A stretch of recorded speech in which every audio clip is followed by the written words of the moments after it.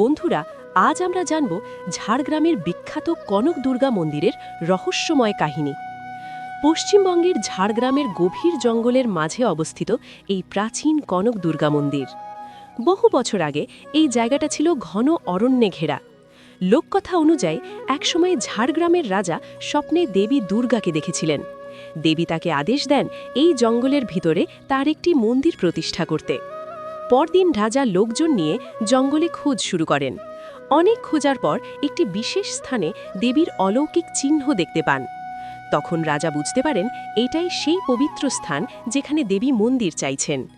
তারপর সেই জায়গাতেই নির্মিত হয় কনক দুর্গা মন্দির। ধীরে ধীরে এই মন্দির ভক্তদের কাছে অত্যন্ত পবিত্র হয়ে ওঠে।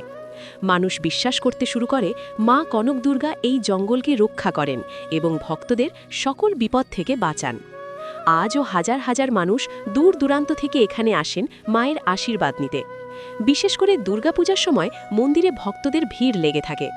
স্থানীয় মানুষদের বিশ্বাস, যদি মন থেকে মা কনক দুর্গার কাছে প্রার্থনা করা হয় তাহলে মা অবশ্যই সেই ইচ্ছা পূরণ করেন।